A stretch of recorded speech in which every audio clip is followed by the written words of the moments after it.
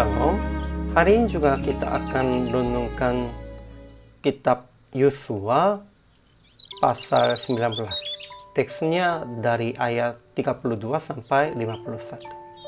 Sudah bagi 3 paragraf. Paragraf yang pertama ayat 32 sampai 39. Batasan-batasan daerah Bani Naftali. Paragraf yang kedua ayat 40 sampai 48. Batasan-batasan daerah Bani Dan. Paragraf yang ketiga ayat 49 sampai 51. Yosua dapat milik pusaka sesuai dengan janji Tuhan. Kesimpulannya, batas timur suku Naftali sampai Sungai Yordan dan meninggung daerah Zebulon di sebelah selatan.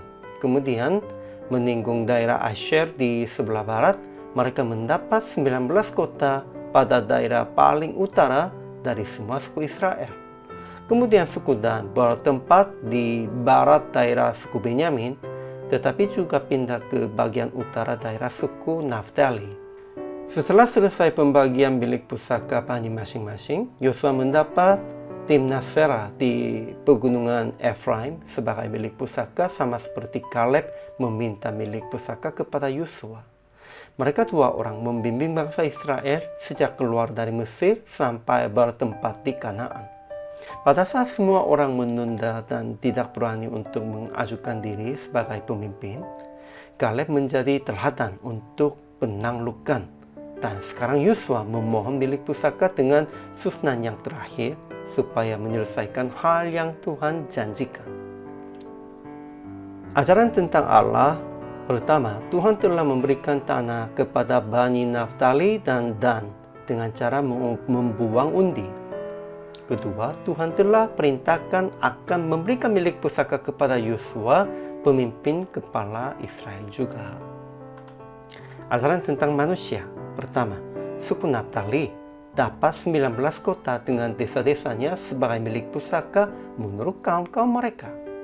Kedua, karena daerah Bani Dan telah menjadi terlalu sempit untuk mereka, maka berjalanlah Bani Dan itu maju dan berperang melawan kota Lesem dan merebut itu.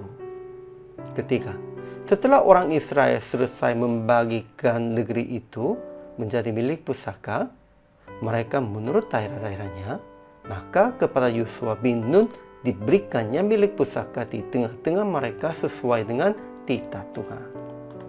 Aplikasi hari ini. Pertama, terimalah bagian dari Tuhan dengan senang hati dimanapun.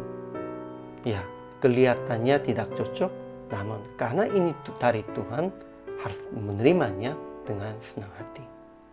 Kedua, kalau pembagiannya terlalu kecil dan sempit, Tuhan akan memberikan kesempatan untuk melebut tanah yang lebih besar, sehingga menyimak suara Tuhan di dalam doa dan baca Alkitab. Ketiga, Tuhan telah memberi titah untuk pemimpin suku, pemimpin rohani, untuk memberi milik pusaka. Jadi, jangan lagu-lagu dan jangan mencari uang dengan cara sendirinya. Praktek hari ini, berdoa dan mengucapkan terima kasih tentang yang telah Tuhan memberikan untuk kita, untuk Anda. Namun, kalau telah menjadi sempit, maju dengan berani. Tuhan akan menyertai sampai Anda melebut sampai secukupnya. Kita harus ikut perjalanan Tuhan dan kita harus berani di dalam kekuatan Tuhan. Hari ini juga selama melayani, Tuhan Yesus memberkati.